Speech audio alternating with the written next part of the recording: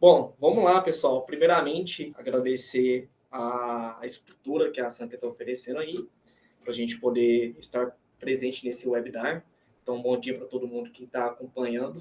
Hoje nós iremos falar de um assunto extremamente importante, principalmente devido ao nosso contexto de mercado, né? De um ano para cá, vimos aí as IAs tomando conta do mercado. E hoje iremos bater um papo aqui extremamente importante com duas pessoas que são fenomenais no assunto, que é o Carlos e o Rafael. Então, vou deixar aí um espaço para eles poderem se apresentar. Vamos lá. Muito bom, pessoal. Obrigado aí pela oportunidade, né, da gente trocar informação. Eu sou Rafael Gouveia, sou CEO da Nepo, né, e empreendo ali desde os 26 anos. Né, eu acho que essa oportunidade de levar para o mercado, né, o uso da tecnologia, ajudando as pessoas, os negócios, sempre foi algo que mexeu muito comigo. E o tema aqui para a gente falar, né, inteligência artificial, a gente vai poder contar um pouquinho, né, dessa história, o que a gente já fez, né, a nossa caminhada e principalmente, né, a oportunidade que existe para realmente a gente transformar e impactar, né, os negócios e a vida das pessoas. Busco sempre estar conectado com as pessoas, então uma curiosidade muito bacana é o meu entusiasmo em ajudar a sociedade por meio da educação, e sempre acreditei nos projetos sociais, né? Então, lógica de programação para criança é algo que eu fui voluntário e a gente acredita muito, então acho que compartilhar isso é muito bacana, porque acho que é a base, né, da transformação de uma sociedade. Então, é isso aí. Show de bola. Obrigado, Rafael. E temos aqui também o Carlos, que é diretor executivo de soluções da Sank. Carlos, fica à vontade para poder se apresentar. Legal, obrigado pessoal por me receberem hoje. Eu sou o Carlos Ferraiolo, sou diretor executivo de soluções da Sank. Eu trabalho com dados e inteligência artificial desde 2007, né, onde eu comecei com uma startup na época, em que eu criava soluções de dados para fazer recomendação de produtos, qualificação de campanhas de marketing, etc. A startup não deu muito certo na época e desde então eu me tornei um intraempreendedor e venho trabalhando com criação de produtos tanto na área de marketing, na área de vendas, enfim, diversas áreas. Tenho passagens pelo Grupo Boticário, passagem pela Amazon, Log, né? E ultimamente eu estava no Grupo Itaú, na empresa Zup, onde também trabalhei com produtos voltados para inteligência artificial. E assim, perguntando o que eu gosto de fazer, né? Cara, eu sou um apaixonado por tecnologia, sou um apaixonado por inovação, sou apaixonado por criação de produtos, e eu acredito firmemente que o estudo e a prática daquilo que a gente estuda é o que realmente muda e molda uma sociedade, né? Eu acredito bastante nisso. Costumo dizer, inclusive, que o estudo ele salva pessoas, né? Mas o estudo sozinho, sem a prática, ele não serve de muita coisa. Então, a gente tem que praticar o que estuda. E eu sou uma pessoa que eu acredito muito nisso. Aplico isso todos os dias, né, com os meus times, aplico isso todos os dias no meu trabalho e na minha vida. É isso. Bacana, pessoal. Então, a gente pôde ver aí um overview sobre os dois participantes aqui. Bom, compartilhando aí com vocês um cronograma de como que nós iremos dividir o nosso tempo durante esse webinar. Bom, primeiro ponto é sobre o mercado de inteligência artificial. Eu gostaria de abrir aí para o Rafael.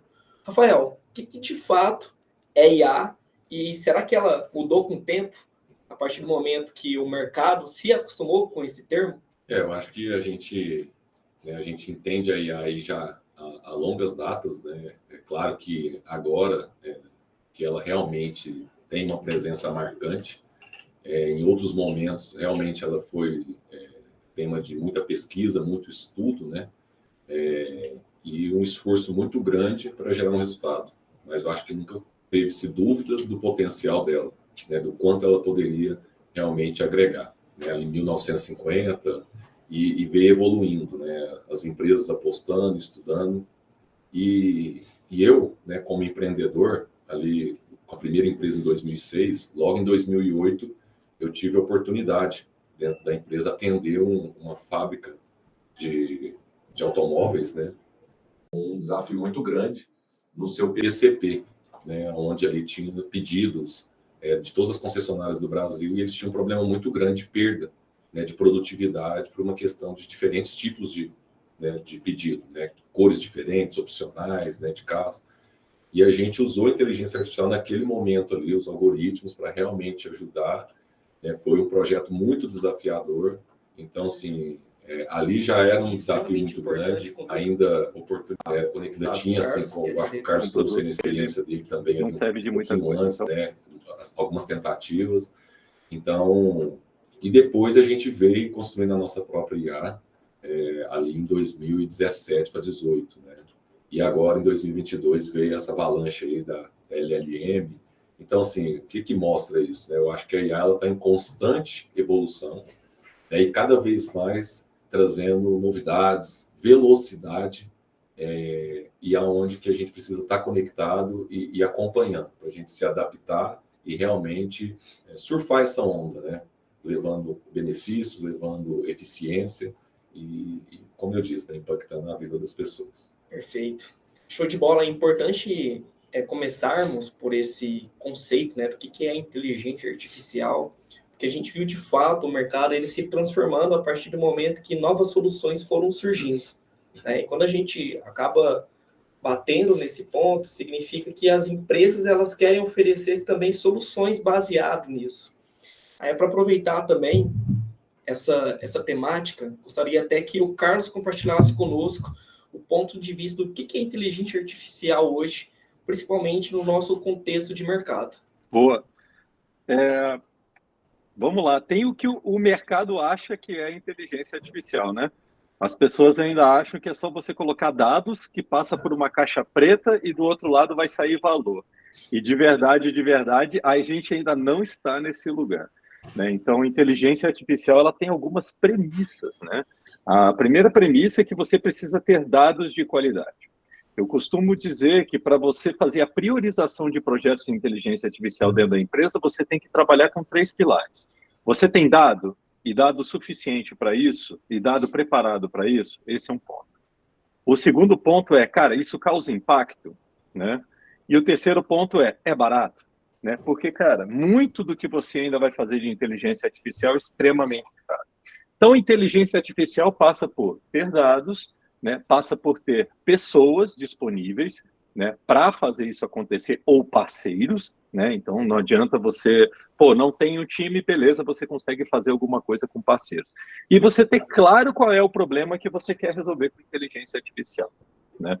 Então, e isso vai requerer uma série de outros habilitadores, né? Então, a gente está falando de infraestrutura preparada para, a gente está falando de todo um suporte tecnológico, um stack tecnológico que você precisa se envolver e selecionar, né, garantindo que, cara, quando você publicar, né, quando você criar um modelo ou quando você criar uma solução baseada em AI, aquilo vai ter um suporte, né?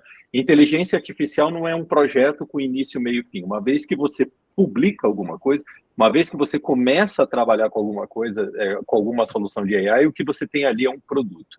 Exemplo, né, quando você olha para uma Amazon, né, a Amazon ela tem sistema de recomendação de produtos no seu website, né? Existe um time de produto que vem refinando esse sistema há mais de 20 anos. Né? Então, a Amazon ela não começou ontem. Né? Não foi um projeto que ela entregou, acabou e tal, e agora ninguém mais dá suporte. Não, ela começou de uma forma, eu diria até tímida, né, naquela época, né?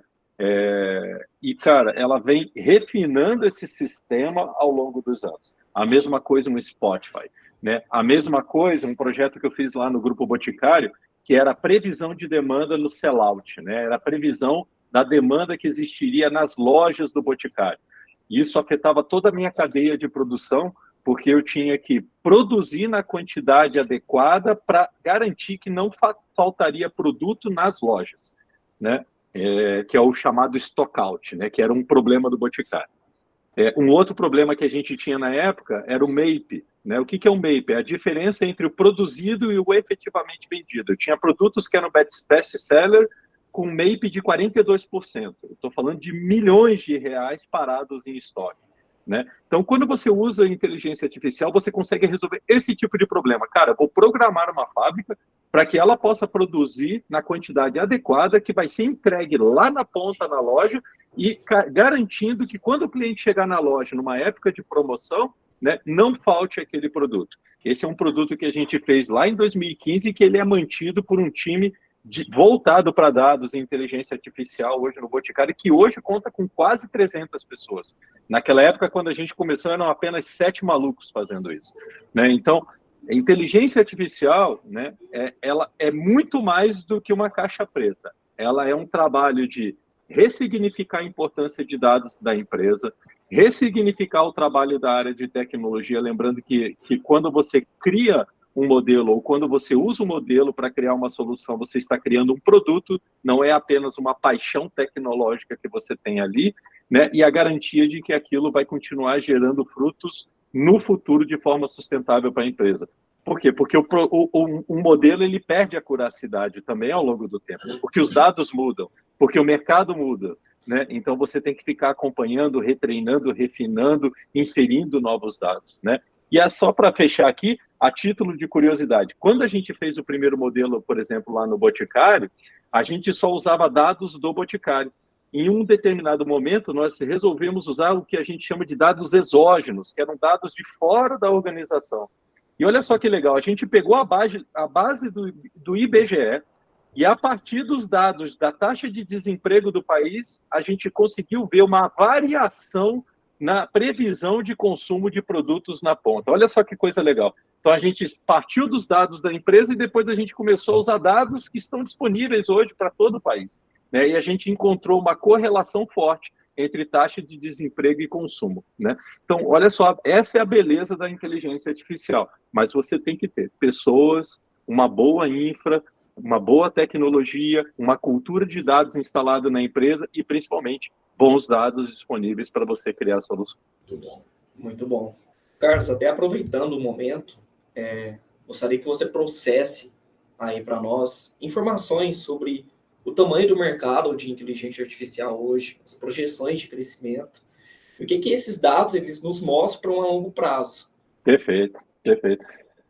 Cara, é assim, na década de 90 foi feito um estudo, tá, por um cara chamado Edward Solomon, e esse cara ele analisou a taxa de produtividade nos países. E olha só que coisa mais maluca que ele descobriu.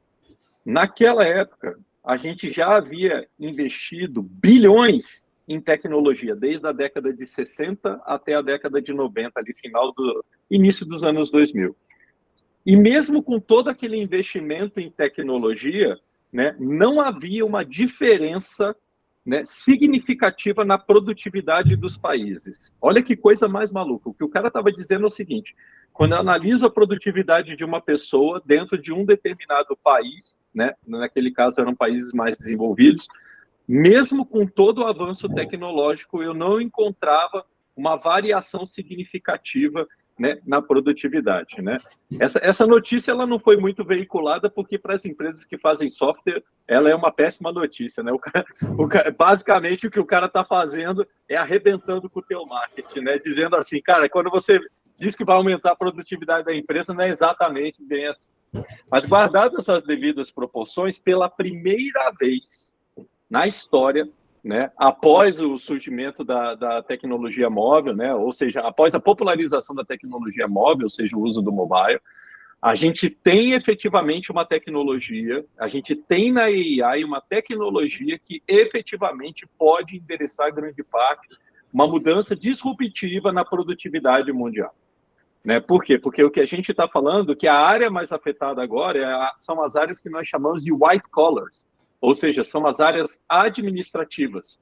Né? O que a gente está dizendo é que mais de 70% das profissões administrativas hoje estão expostas de alguma maneira à AI. Né? Isso significa o seguinte, cara, que principalmente Gen AI, ela tem, vamos falar assim, a capacidade de substituir muitas das atividades que estão sendo feitas nesse momento por pessoas que estão em áreas administrativas. Estou falando de marketing, estou falando de vendas, estou falando de product management, project management, estou falando de um papel que um people partner faz. Cara, várias áreas, financeiro, contabilidade, tributos. Essas áreas, elas podem ser mais automatizadas e encontrar mais produtividade. Um estudo da McKinsey mostra que o potencial desse mercado é de $1 trilhão, podendo chegar a 4,4 trilhões em 2030, e esse mercado de inteligência artificial pode representar 14% do PIB mundial, né? Afetando diretamente a produtividade, não apenas nas empresas, mas a produtividade em países, tá? Então, assim, tem um potencial gigantesco, mas ao mesmo tempo é um desafio gigantesco, porque significa que a gente vai ter que fazer um reskilling da força de trabalho, né? Significa que a gente vai ter que ressignificar o trabalho de grande parte das pessoas hoje que estão ocupando cargos em áreas administrativas de empresas. Tá? Então, o mesmo movimento que nós vimos com a automatização da indústria, né, com a adoção de robôs, o IoT, ou seja, naquele movimento que nós chamamos de indústria 4.0, é o mesmo tipo de movimento que nós vamos ver agora com a democratização da AI e o uso massivo dela em áreas administrativas, com toda certeza. Tá? Ô, Carlos, é bacana você trazer essa perspectiva, né, esses números, porque cada vez mais o acesso está ali para todos, né? E assim, o preço, né, se equilibrando ali, principalmente nesse contexto, né, das áreas administrativas, das tarefas ali do dia a dia, né? Então, e aí existe um desafio muito grande das pessoas, né? Como você falou, do skill, né, da forma que a pessoa vai utilizar e tirar proveito disso. Então, acho que isso também de alguma forma, eu sempre tenho um olhar de oportunidade. É claro que tem ali as ameaças, mas toda ameaça ela tem o cunho de oportunidade e de aproveitar essas oportunidades, né, de realmente se diferenciar, né, potencializar ali o seu skill, né, mas existe um ponto ali de muita atenção que você trouxe no slide anterior dos dados, né? Eu acho que para mim hoje a gente sempre falou, né, que dados têm um valor muito grande, mas eu acho que nunca ficou tão tangível, tão real, né, a utilização, mas ainda existe uma escada aí a ser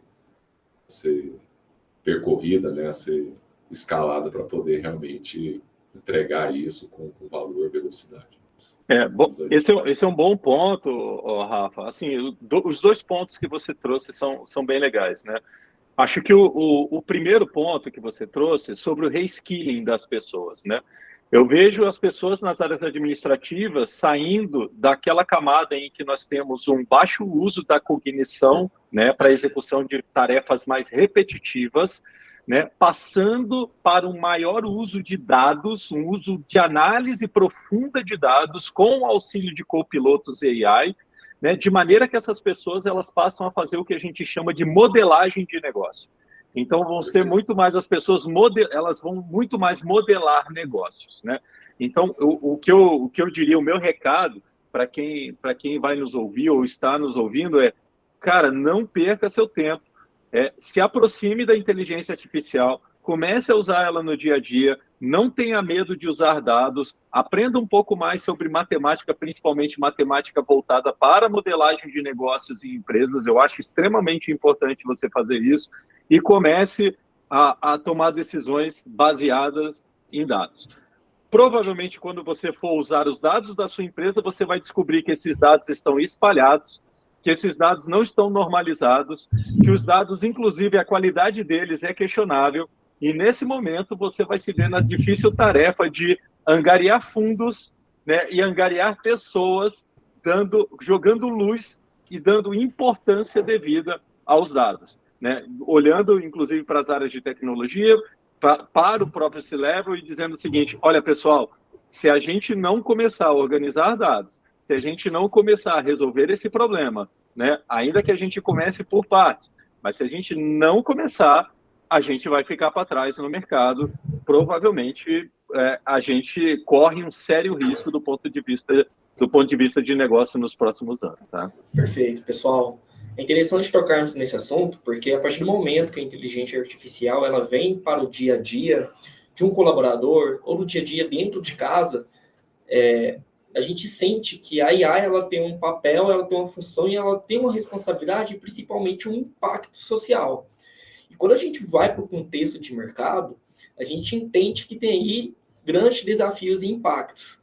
Daí, Carlos, fica à vontade para poder trazer alguns pontos importantes aqui para nós. Quando a gente está falando sobre o uso de inteligência artificial, eu acho que tem várias áreas que precisam ser tocadas, né? Então, por exemplo, eu vou colocar isso dentro do contexto corporativo, né? Uma empresa usando AI, né, para fazer atendimento a clientes, né? Acho que o primeiro ponto, né, que a empresa tem que se preocupar é o que eu chamo de responsabilidade no uso da AI. Pô, você foi lá, você fez uma priorização de projeto e, cara, agora você tem que lembrar que o que você está desenvolvendo não é um sistema comum, né? Eu não sei se deu uma falhadinha aí para vocês, mas deu uma travada aqui. Mas não é um sistema comum, ele é um sistema baseado em AI. Então, ele não é um sistema que você desenvolve ou desenvolve a lógica do sistema baseado numa regra. Ele é um sistema que vai ser baseado em dados, né? Toda a especificação do sistema vai ser baseada em dados. A especificação que você faz no sistema tradicional é com linguagem humana. Aqui você está fazendo com dados. E você está fazendo com dados para ter inferência estatística, né? Quando você vai testar o sistema, um sistema tradicional, para colocar ele em produção, basta um desenvolvedor testar.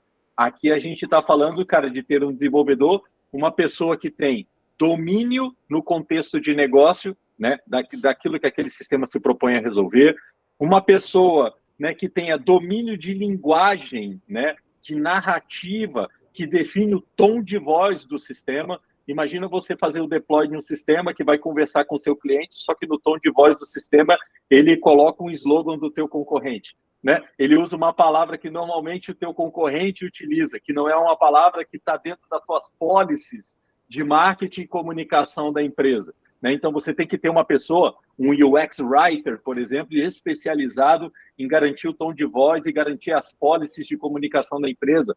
Essa pessoa também tem que garantir que o sistema não vai falar groselha, né? Não vai falar o que não deve, né? Não vai ter discursos de ódio, não vai ter discursos, né, né, racistas, discursos religiosos ou coisas do gênero, né, que possam, de alguma maneira, ferir suscetibilidades, né, do seu público, né? Você tem que lembrar que esse modelo ele vai precisar ser filtrado, né, e ele vai precisar ser preparado inúmeras vezes ao longo de toda a sua vida útil, né? Então, esses cuidados você precisa ter, né? Então, quando eu falo sobre trazer grandes responsabilidades, é você garantir que, ao usar a AI, você vai ter um uso ético, né, para a AI. Tem um case agora, super recente, só para fechar aqui meu disclaimer, a União Europeia solicitou à Amazon, né, a abertura do seu algoritmo de recomendação de produtos, né, porque eles querem saber, cara, o que a Amazon está fazendo. Porque no final do dia, o que um algoritmo faz é definir, inclusive, o teu gosto, né? Ele define aquilo que você ouve de música, ele influencia o que você ouve de música, o que você compra de produto, a frequência com que você compra, a quantidade de dinheiro que você gasta. Eu não estou dizendo que a Amazon não está agindo de forma ética, pelo contrário, a Amazon, inclusive, tem essa preocupação. Mas toda vez que você desenvolver um modelo, toda vez que você desenvolver uma solução baseada em modelo AI, você tem que se lembrar disso. Cara, aquilo que eu estou fazendo é ético, garante os direitos do meu cliente lá na ponta, os direitos do usuário lá na ponta, né? Aquilo, de alguma maneira, cara, tá blindado para que eu não possa, de novo, ter um discurso inadequado, ter um tom de voz inadequado, não ter uma linguagem agressiva, né? É um modelo, cara, que preserva os direitos do consumidor, por exemplo, que garante a LGPD, as premissas, a regulamentação da LGPD. É um sistema que, para falar com o consumidor, ele tem o opt-in do consumidor para poder usar os seus dados, enfim. É um pouco de tudo isso que a gente precisa considerar como IA responsável, tá? Perfeito. E quando nós trazemos para um contexto mais de experiência do cliente, acaba que a inteligência artificial tenta identificar ali alguns comportamentos específicos, mas talvez ele não traga comportamentos que é de acordo com aquela persona, né? E temos aí, então, o bias algorítmico. O que significa esse termo especificamente, Carlos? O que acontece, tem um documentário no Netflix, inclusive, que foi feito por uma mulher, né? E ela é uma pessoa preta, né? E ela fala que eles haviam desenvolvido um sistema de reconhecimento facial, só que o sistema ele não reconhecia a face dela justamente por ela ser preta, né? E o sistema ter sido treinado com dados de pessoas brancas, né? Eu esqueci agora o nome do documentário, mas ele é fantástico, vale muito a pena assistir. O que significa isso? O sistema estava enviesado, ele tinha um bias, né? Ou seja, quando a gente fala do bias no algorítmico, o que a gente está dizendo é o seguinte: você tem que ter o cuidado, né, ao treinar o seu modelo, né, ao treinar a sua solução de AI, você tem que garantir que ela não vai ter um viés, né, um viés como esse que eu acabei de exemplificar e que é mostrado no documentário, tá? E tem um ponto que eu gostaria de trazer também, Carlos, acompanhando essa evolução aí da AI, sobre isso que está também não só nos dados, né? Porque às vezes a gente está vendo muito agora uma tendência de trabalhar a aplicação da IA generativa nos dados privados, né? E como que os dados das empresas estão, esses vieses, né? O cuidado que a empresa tem que ter trabalhando isso, e também, não só isso, mas os algoritmos são implementados. Você trouxe isso no exemplo ali da União Europeia, ali na questão da Amazon, querendo saber como que está sendo implementado para ver se não tem, porque às vezes não é nem só o algoritmo, mas o desenvolvedor que está ali, se ele tem uma crença, algo específico, que ele acredita, ele pode, né, de alguma forma ali na hora que ele está implementando, colocar algum viés no algoritmo. Então tem essa perspectiva também que acaba impactando isso, né, todo esse processo aí de experiência, né, e entrega de valor aí para a empresa ou para os usuários que estão ali utilizando. É importantíssimo esse ponto, Rafa, porque em última instância quem desenvolve o algoritmo e quem treina o modelo são pessoas.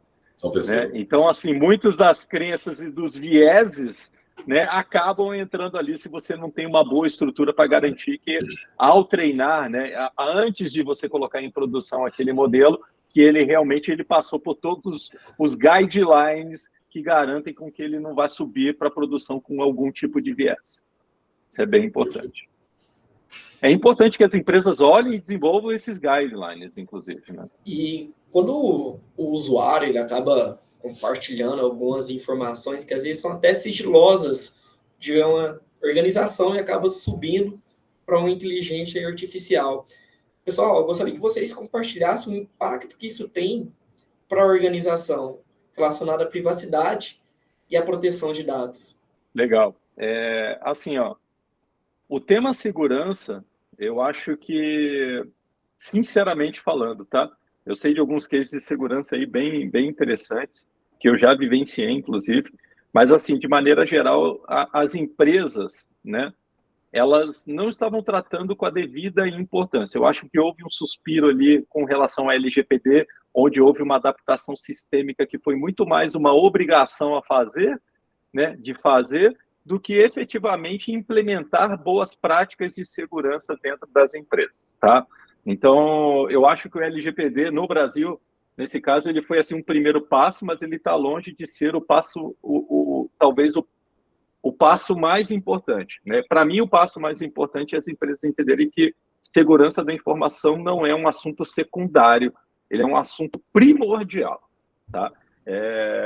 Eu de verdade, eu ainda fico admirado em saber que as empresas no Brasil não tratam com a devida importância e, pelo contrário, tá? Quando você vai abordar esse tema, normalmente as empresas olham e falam: ih, cara, putz, eu não queria esquentar a cabeça, ou o problema não é meu, o problema é de quem me atacou, né? Então, cara, tem uma série de questões ainda, assim, culturais, barreiras culturais que precisam ser devidamente dribladas ou derrubadas para que a gente tenha o tema privacidade e proteção de dados de uma forma mais profissionalizada no Brasil. Não estou dizendo que a gente não tem, mas estou dizendo que ainda, na sua maioria, as empresas ainda não acordaram para isso. E precisa acordar, porque agora, quando a gente está falando do uso da AI, principalmente quando a gente está falando do GPT, né, está todo mundo usando o GPT. Quer a sua empresa ou não, alguém na sua empresa está usando o GPT. É o mesmo drama que as áreas de tecnologia viveram lá atrás quando o cara começou a levar o iPhone ou o celular Android dele para a empresa. Né? Ah, você não pode usar esse app aqui. Cara, mas eu estou usando no meu celular e boa. É isso. Só que quando o cara está usando o GPT, né, esses dados estão indo para o GPT. Às vezes, muitas vezes, dados estratégicos da sua empresa estão indo para o GPT. Né? Então, de novo, assim, o tema privacidade e proteção de dados, ele precisa, número 1, se tornar uma iniciativa estratégica para todas as empresas no Brasil. Né? Não é só uma conformidade LGPD ou conformidade a alguma regulamentação do setor. Cara, isso aqui é um tema estratégico para você. Por quê? Porque a diferença da tua empresa para a empresa vizinha, do ponto de vista de competitividade, de agora em diante, vai estar no uso dos dados.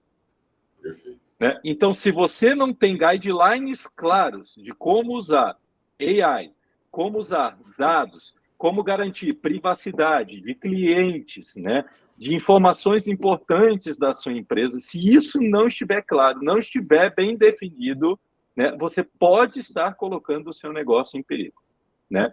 Sem falar que vazamento de dados hoje, né, representa um grande risco empresarial.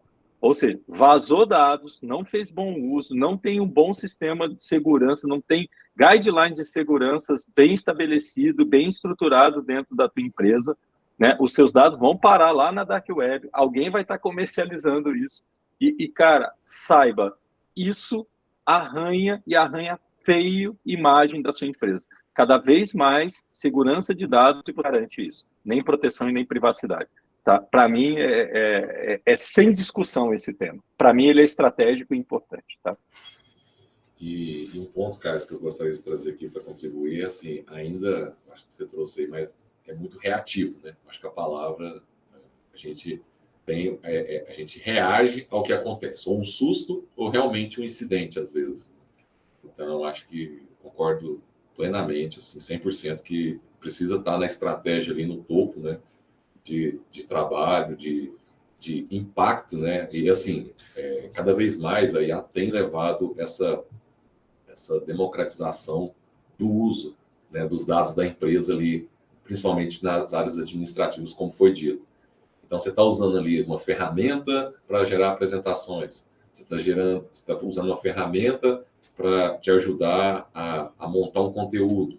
E aí, o que você está compartilhando? É estratégico ou não? Que nível de impacto o gestor está levando para o seu time a usar essas ferramentas? Então, assim, acho que tem vários desafios e oportunidades, né? Como eu disse, eu sempre tenho um olhar de oportunidades, mas o cuidado também, né, desse tema, né, que é muito importante para os negócios. Total. Vou aproveitar um gancho que o Rafael compartilhou a respeito do time, né? Como que as organizações hoje elas estão olhando os profissionais no mercado? Que tipo de qualificação esses profissionais eles precisam ter para poder desempenhar um papel estratégico dentro da organização? Boa. Vamos lá. Eu acho que tem assim, eu acho que tem duas respostas aqui na tua pergunta, tá? Então vamos falar assim do time que vai desenvolver soluções baseadas em inteligência artificial, que usam inteligência artificial. Nós estamos falando aqui de engenheiros de machine learning, nós estamos falando de cientistas de dados, nós estamos falando eventualmente de engenheiros de dados, enfim.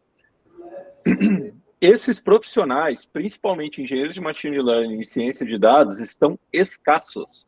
Né? As pesquisas mostram que o cara com maior senioridade hoje no Brasil, assim, na maioria, tá?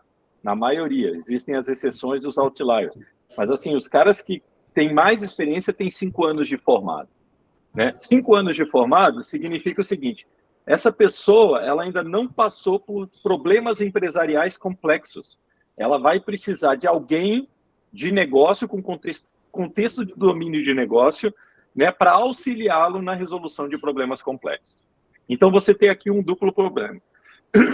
Você tem escassez de profissional e escassez de experiência em problemas de negócio.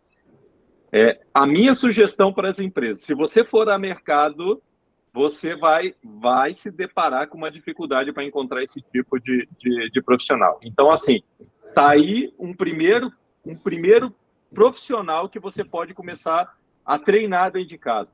Pegar aquelas pessoas de engenharia ou de engenharia de dados, né, que já tem mais, vamos falar assim, um skill mais técnico, é uma pessoa que sabe matemática financeira, enfim, uma pessoa que possa ser treinada de fazer o trabalho de um cientista de dados. E aqui você tem uma primeira oportunidade de reskilling, beleza? Nas áreas administrativas, é um pouco daquilo que eu falei, né? Você vai passar de um uso baixo cognitivo, em que as pessoas estão mais focadas em tarefas repetitivas, para pessoas com um uso alto de cognição, em que as pessoas vão ter que ser mais criativas, em que as pessoas vão ter que ser mais íntimas no trabalho com os dados. De novo, você vai ter dificuldade para encontrar essas pessoas no mercado. Faça um bom programa de reskilling dentro de casa, né? Traga parceiros que te auxiliem nesse reskilling, né? Existem plataformas que ajudam nisso, existem instituições que ajudam nisso. Então, assim, vale muito a pena você olhar e criar programas de reskilling, porque você vai ao mercado e você vai ter dificuldade de encontrar tanto pessoas técnicas quanto pessoas em áreas administrativas que saibam e são íntimas no trabalho com dados e inteligência artificial. Bom, e falando um pouquinho sobre autonomia e responsabilidade, como que as empresas elas podem equilibrar a autonomia com a responsabilidade? Qual que é a função e papel, Carlos, que a empresa acaba exercendo dentro desse contexto? Bem, eu acho que, assim, tem uma coisa chamada código de ética nas empresas que, assim, né, é engraçado. Às vezes você entra na empresa e pergunta, cadê o código de ética? E nem o RH sabe onde é que está o documento, né? Isso acontece com frequência. Então, assim, cara, eu acho que começa por aí, tá? Eu acho que começa você garantindo que no contrato de trabalho, no código de ética, ao fazer o onboarding de um novo profissional, né, que esteja claro para ele, né, que ele vai ter autonomia para trabalhar, mas com toda certeza ele tem que trabalhar de acordo, né, ou seguindo os guidelines de responsabilidade, no uso de dados, proteção a dados, privacidade, dados de cliente, etc. Né? Eu vou dar um exemplo aqui que para mim é o exemplo assim que eu considero mais tangível assim da minha carreira, foi no trabalho que eu fiz na Amazon. Olha só que coisa mais maluca. A Amazon ela é uma empresa com 1 milhão de pessoas. É insano você pensar que você vai criar um time de cybersecurity e que ele vai atender o mundo inteiro, né? Não tem como você fazer isso, né? Então, o que a Amazon faz, né? Olha só que coisa mais legal, né? Por exemplo, se você é um desenvolvedor e você vai colocar uma solução em produção, né? Você tem que dizer com que tipo de dado essa sua solução trabalha. Se ela é uma solução que trabalha com green data, ou seja, é um dado que você precisa de mínima proteção. Se você vai trabalhar com yellow data, é um dado que não são todos que têm acesso, né? Você tem que ter acesso autorizado, ou red data, que ninguém pode ter acesso a esses dados, exceto um time, uma pessoa muito específica, com uma patente alta dentro da empresa, né? Então, você tem uma máxima proteção sobre esses dados. Legal. Se a sua solução ela vai trabalhar com Green Data, beleza, basta você preencher algumas coisas lá que fazer o deploy contínuo, pegar uma esteira contínua de deploy, a tua solução sobe para produção, você está habilitado a colocar isso em produção, parabéns, seja feliz, legal. Agora, se é um Yellow Data ou Red Data, o desenvolvedor, para colocar qualquer coisa em produção, ele tem que passar e tem que ser certificado, né, pelo time de segurança da informação da Amazon, que é um time que desenvolve os guidelines e desenvolve toda a parte de educação, tanto de desenvolvedores, áreas de negócio e etc.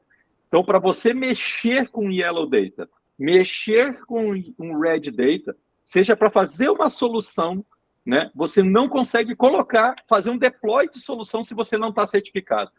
Então, quando eu criei meu time aqui no Brasil, eu tive que fazer o quê? Eu tive que pedir para um desenvolvedor do time vizinho, que era certificado, avaliar a minha solução e aprovar a minha solução antes dela subir para a produção, porque eu não tinha ninguém certificado no meu time.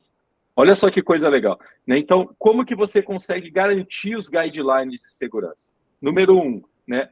Garantindo isso já no onboarding da pessoa, né? Você assina uma série de documentos sabendo que, cara, você, né, é responsável por dados de cliente, dados críticos, uma série de coisas e tal. Isso pode te levar a justa causa, inclusive, número 1.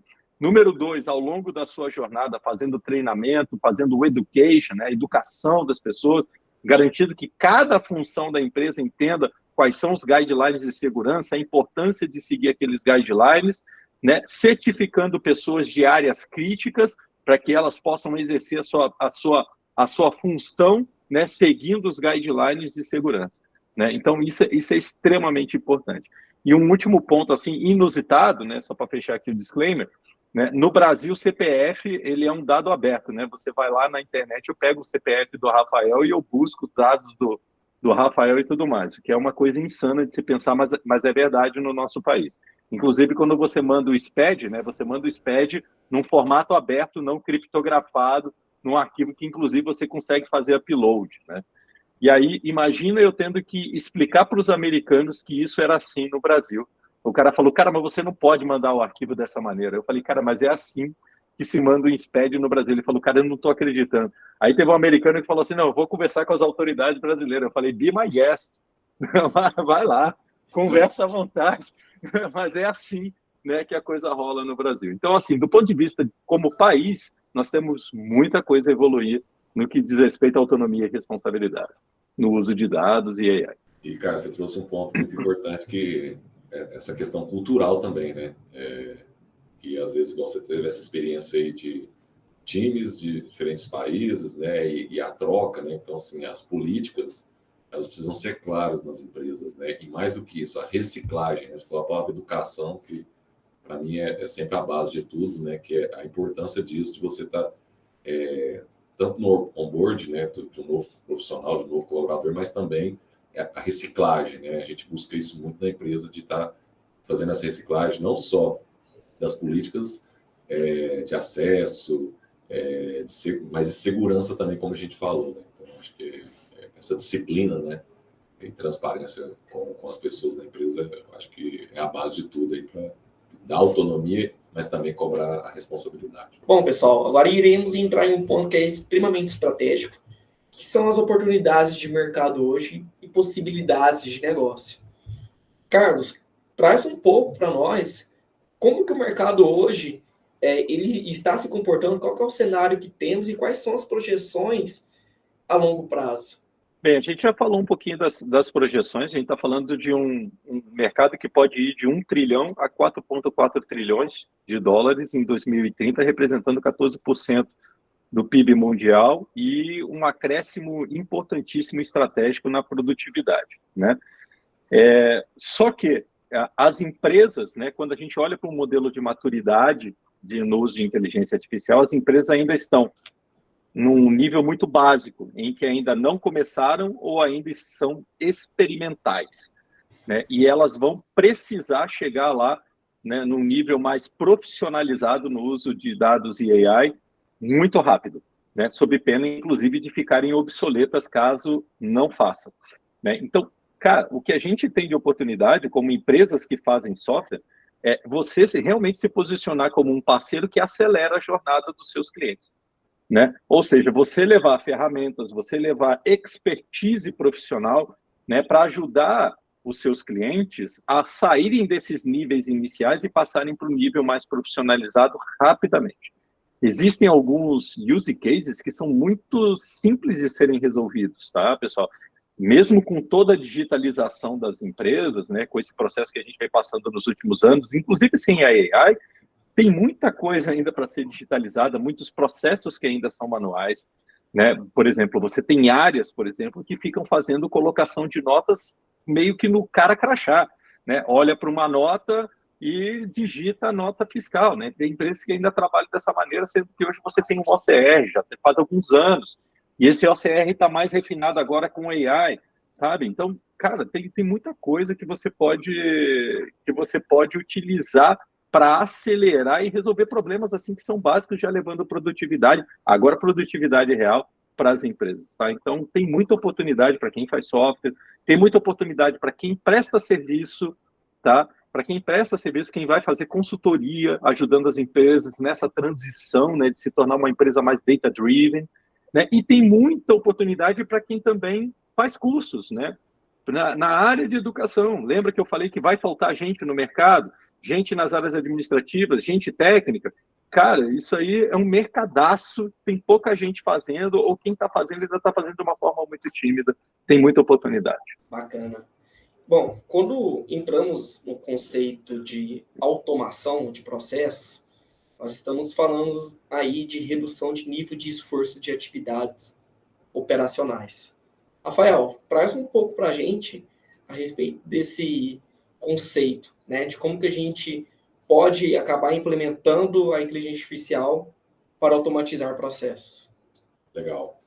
Eu acho que essa nomenclatura, automação de processos, ele já vem há um bom tempo, né? E os negócios, de alguma forma, as empresas já utilizam algumas ferramentas, tecnologia para isso, mas a gente está vendo agora um momento muito, muito intenso, né, no mercado de uso da IA nesse processo, né, de automações. E principalmente a gente disse aqui, né, no decorrer aqui do webinar, de tarefas repetitivas, né? O Carlos deu um exemplo agora aqui, e tem vários outros exemplos que a gente vê, né, de solicitações de serviço, né, trazendo aqui a área administrativa, né? Você vê ali, o cara precisa de um boleto, né, o cliente, e aí ele está ligando para a empresa, às vezes a empresa tem diversos canais ali disponíveis, né? Tem o portal, tem o app, né?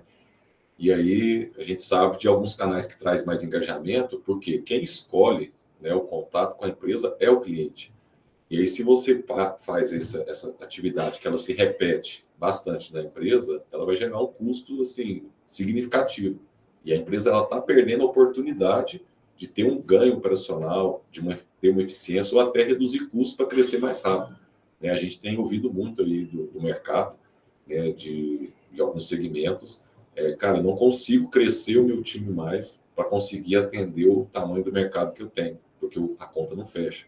Mas existe sim essa oportunidade, a tecnologia está aí para a gente realmente automatizar essas tarefas, né, como boleto, nota fiscal, status de um pedido, cadastro, né, de um cliente ou de um motorista, por exemplo.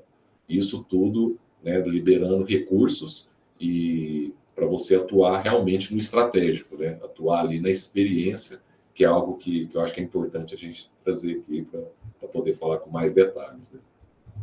Perfeito. Quando a gente fala de experiência do cliente, acaba que são duas vertentes, né? Experiência, como que nós agregamos valor na vida das pessoas, só que no ponto de vista de negócio, de forma estratégica, como que a gente acaba agregando também de uma maneira de eficiência operacional, de tecnicamente rentável. Então, como que é o cenário hoje de experiência personalizada, Rafa?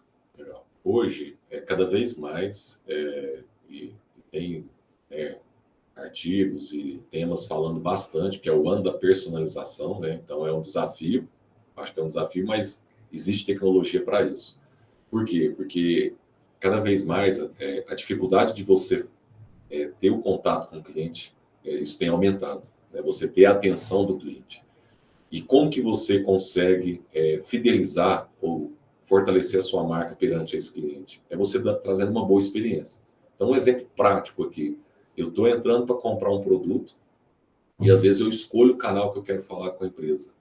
Por exemplo, o WhatsApp, que é um canal muito chamativo, muito simples e rápido para o cliente ali na ponta. Se ele pede para incluir um produto no pedido, e aí ele pergunta, qual que é a forma de pagamento? E ele resolve incluir outro produto, porque hoje já existe tecnologia que você pode fazer essa automação, só que aí ele fala, não, opção inválida. Ou seja, ele está travando a experiência do cliente. Ou seja, ali, com a inteligência artificial, hoje você já vai e pergunta qual que é o produto e traz o produto diretamente, ou às vezes, se ele não entrou em tantos detalhes do produto, atributos do produto, você vai fazer uma pergunta sequencial, né, um filtro ali para você trazer o produto para ele. Então, são exemplos simples, mas que realmente são experiência que vai fortalecer, vai trazer uma satisfação para o cliente, e o cliente, quando ele é bem atendido, ele volta, ele indica, né? Isso parece que é tão dito, mas parece que na prática, né, a gente ainda existem limitadores, barreiras para que as empresas realmente entregam isso, e o Carlos trouxe, né? Existem empresas, existem tecnologia, né, que ajudam nesse processo, né, para poder realmente entregar a melhor experiência e contribuir com o resultado da empresa. E quando falamos de soluções, né, baseado em experiência do cliente, é inevitável falarmos de chatbot para atendimento. Traz um pouquinho dessa vivência, Rafa, de como que o mercado hoje está se comportando em relação a isso. Sim, ó, o mercado ele tem evoluído bastante, né?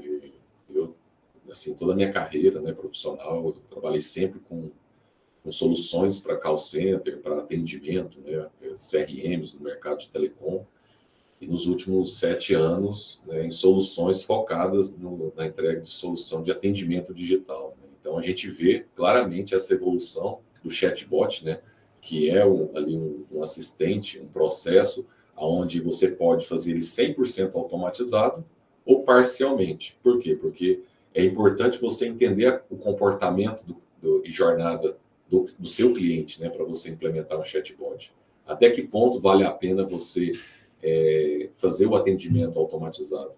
Então, eu, como cliente, como o ser humano sendo atendido, dependendo do contexto, o assunto que eu quero tratar, eu quero falar com um atendente, né? Mas se eu tiver uma boa experiência em determinado assunto, eu vou voltar naquele canal e aquilo vai ser mais barato para a empresa, é fato, né? Hoje, o custo de um atendimento humano, né, para uma empresa, dependendo do salário ali normal de atendimento, nível call center, em torno de 10 a 12 reais por atendimento, até mais um pouco.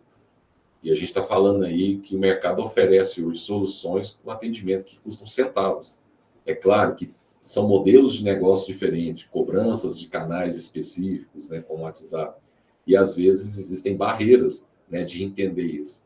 Então, aqui é a oportunidade, né, de você ter o olhar para a oportunidade, e o Carlos trouxe, né, o olhar estratégico. Então, isso está exigindo dos gestores, das pessoas que estão à frente ali, para olhar para o mercado, buscando tecnologia, buscando solução, de ter esse olhar. Aonde que eu vou, né, como que isso se paga, né? Porque tem que tomar cuidado, né? A IA, dependendo da aplicação, ela ainda custa caro, né? O tipo de problema que você vai resolver. E o chatbot, ele faz parte de todo esse processo, porque ele trabalha a jornada, né, o comportamento do cliente. E aí a gente tem vários fatores, várias alternativas para trabalhar esse comportamento. Em alguns casos, às vezes, você não precisa usar o IA para trazer eficiência para o negócio. Você tem métodos mais simples e eficientes, né? Então, eu acho que esse contexto ele é importante, né? Essa maturidade na utilização da tecnologia para os processos e para os negócios. É interessante, pois existem segmentos no mercado que tem um nível de complexidade operacional muito grande. Quando olhamos segmentos específicos, a gente pode olhar para o mercado de logística e identificar algumas oportunidades, né? Então, como que a inteligência artificial, junto com o chatbot, pode agregar valor em segmentos específicos, especificamente relacionado à logística? No caso da logística, a gente tem até algumas experiências voltado, por exemplo, para cadastro de cargas, monitoramento e disponibilidade de cargas, né? Agilidade na previsão de entrega de uma carga, de espera, né? Um problema muito crítico hoje é uma carga que está sendo entregue ou para uma retirada e tem ali um gargalo, tem um gap ali, e aí você usa essa comunicação digital para poder trazer um status, um informativo de forma programada, né? Então, assim, são diversas oportunidades. E aí você reduz custos, você otimiza o tempo ali do motorista também, né, da logística mesmo como um todo, né? Então, você consegue fazer uma previsão de disponibilidade e até de entrega, porque se você perde muito tempo esperando, consequentemente, você vai, né, atrasar na entrega que estava programada também. Então, e isso afeta toda a cadeia logística, né?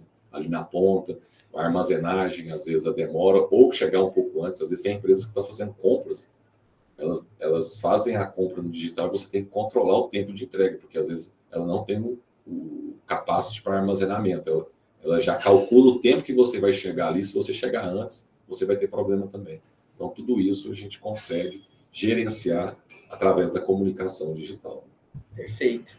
E de 2012 para cá é inevitável falarmos de estratégia de marketing aplicado ao digital. Houve o surgimento das Big Techs, né, como a Meta, como o próprio Google direcionando o próprio modelo de negócio voltado a campanhas digitais. Então, como que a inteligência artificial ela vem para poder agregar dentro desse segmento? Legal, vou trazer uns pontos, eu gostaria até do que o Carlos também compartilhasse, que eu acho que pela vivência que ele, né, a experiência dele, eu acho que deve ter alguns casos bem interessantes. Mas, assim, a gente falar de campanha, a gente está falando de dados, né, propriamente dito, e como a gente disse, é uma riqueza dos negócios. A gente sabe que muitas empresas, às vezes, não têm a rastreabilidade, o histórico, né, quando a gente fala, que eu vou trazer o contexto que eu domino bastante, que é atendimento, né, que é relacionamento, e muitas empresas, às vezes, não têm essa rastreabilidade, essa centralização dessa comunicação. Então, esse é um passo importante, porque para você fazer campanha, um dos passos é o comportamento do cliente, mas outro passo é ali toda a gestão, né? Então, a gestão da empresa. São os produtos, o volume de itens num determinado pedido, a periodicidade que ele compra, né? O que é complementar, né? A recomendação, acho que o Carlos trouxe alguns aprendizados que ele teve ao longo da sua trajetória. Então, assim, existem enormes oportunidades e oportunidades que fazem diferença no resultado da empresa, porque se ela conversa de forma direcionada com o seu cliente, isso vai melhorar a experiência, aquele item que a gente falou. Então, assim, não adianta, isso às vezes tem um padrão, né, com pessoas de determinada idade, sexo, o horário que você vai falar, o melhor canal para falar com aquele público. Então, tudo isso está ali nos dados de gestão de relacionamento. Se você trabalha esses dados, você vai poder ser assertivo, né? Como está muito difícil de falar com as pessoas, se você acerta o ponto, né, o horário certo e o canal certo, com certeza você vai ter atenção, e se você desenvolver uma boa experiência, você vai aumentar a sua base e como a gente disse, né, esse crescimento ele é escalável, né, ele potencializa o negócio da empresa e é isso que a gente está vendo em vários momentos aí do mercado, né, empresas crescendo muito rápido e outras ali talvez ficando para trás porque, né, não está entendendo ou não está se posicionando, né, de forma estratégica no uso dos dados e das tecnologias. Assim, eu só vou complementar o que o Rafa falou, mas assim, personalização, ultra personalização e segmentação. Quando eu falo de ultra personalização, eu não estou indo apenas nos sistemas de recomendação. Você dá uma recomendação de desconto baseado no hábito de compra da pessoa. Ou seja, aproveitar o timing da pessoa, né?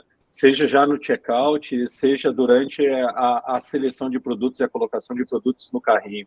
O marketing hoje ele é digital, então aquilo que você vai promocionar, ele pode ser também ultra personalizado. Você não precisa promocionar sempre a mesma coisa para todo mundo, né? Você pode ter coisas que são padrões, ok, você vai no público um pouco maior, numa segmentação maior, mas você pode fazer uma ultra personalização também. E hoje o custo tende a zero desse tipo de ação, né? Então você consegue a automatização do marketing, né, garantir que o cliente tenha uma experiência melhor, né, ter anúncios inteligentes, né, IA também para poder fazer análise de competidores, né, para poder fazer uma análise de preço, principalmente onde você tem uma volatilidade maior, né, na demanda, né. Então, cara, sabe, então esse tipo de coisa a IA ajuda a resolver muito, porque a IA ela pressupõe a capacidade de trabalhar com um número muito grande de dados, coisa que um ser humano, para ficar fazendo tomada de decisão, demoraria muito tempo, né? Então, você consegue não apenas automatizar, mas você consegue fazer reasoning, ou seja,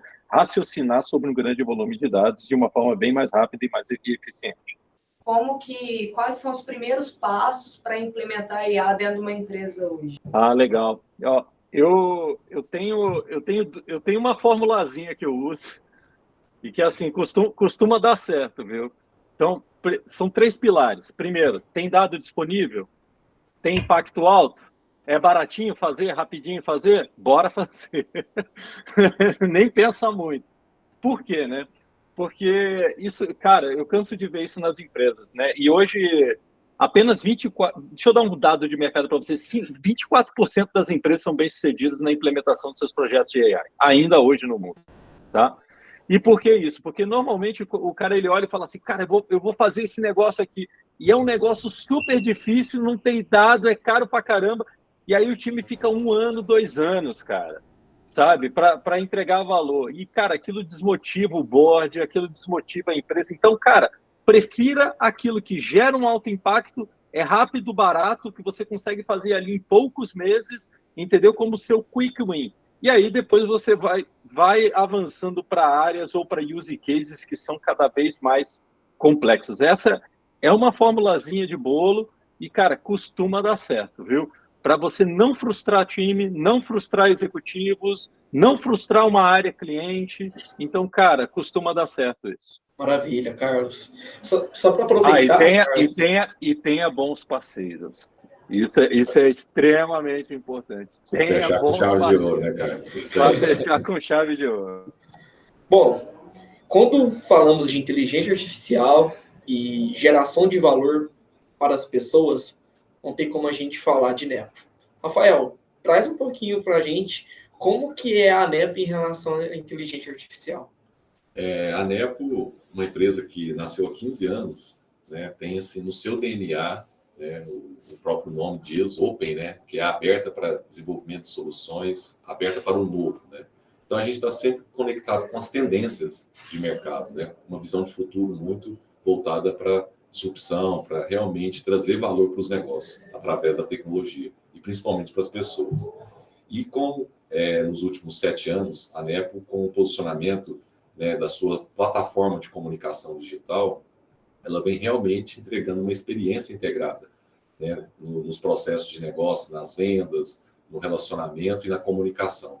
E a IA faz parte desse processo. E logo, desde o início desse processo, né, nós desenvolvemos uma IA própria, né, usando o open source, e a gente realmente levou para o mercado algo que contribuísse, que era um custo-benefício. Né? Então, a gente falou sobre que IA às vezes é caro. Então, a Nepo sempre se preocupou e preocupa com essa aderência, né, da tecnologia aos negócios. E a gente sabe que existe um desafio de ROI para investimento nesse mercado, e a Nepo ela se especializa nisso. Então, nós estamos trabalhando, né, estamos utilizando a IA generativa nas nossas soluções para realmente gerar valor, potencializar os negócios, né, e principalmente trazer personalização, né, personalização que gere experiência e que gere resultados para os negócios. Carlos, então, considerações finais aqui para o nosso webinar. Olha, dados e inteligência artificial é uma jornada que não tem fim.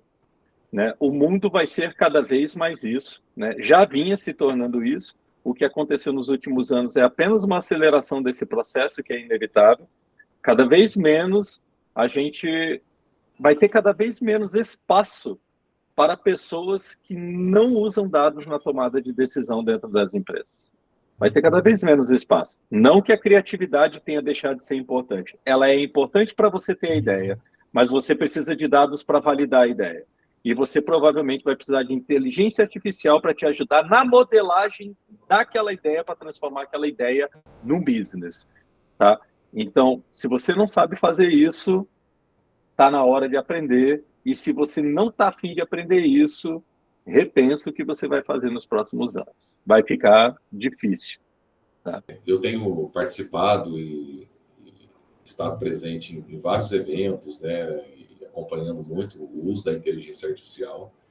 E às vezes a gente vê o mercado reagindo, né, e de forma diferente, mas a gente percebe ainda um olhar muito que usar a tecnologia, principalmente a IA, é caro. Né? A digitalização dos negócios. Mas o Júnior Bornelli trouxe uma provocação, né, uma reflexão que para mim foi uma provocação muito, muito bacana, né, para a gente que quer realmente se posicionar, né, realmente avançar no mercado com os negócios, que é que quem acha a IA cara não sabe qual é o preço de se tornar irrelevante. Então, isso é muito forte. Então, é uma mensagem que tem até nós, como empresa de tecnologia, nos provocado para realmente a gente ter velocidade, né, e aplicar da melhor forma a tecnologia, a inteligência artificial para os negócios. Então, e isso existem alguns passos, né, o Carlos trouxe muito bem ali, né, nas suas considerações, e para mim está muito claro, né, a importância dos dados, né, da tecnologia, e de começar. É importante começar e a conta tem que fechar. Então, a NEPA ela tem experiência nisso e a gente consegue entregar esse valor para o mercado. Carlos, obrigado pela oportunidade, disponibilidade aí conosco. Valeu, gente. Muito Um abraço. obrigado a vocês, time da NEPA. Foi um prazer estar aqui com vocês. Até mais, gente. Maravilha. Bom, pessoal, gostaria de agradecer a presença de vocês. Foi um momento extremamente enriquecedor a respeito sobre inteligência artificial. Agradecer o Rafael e o Carlos por poder compartilhar conosco informações que são extremamente importantes. E a gente espera que tenha feito sentido para vocês. Até mais. Tchau, tchau.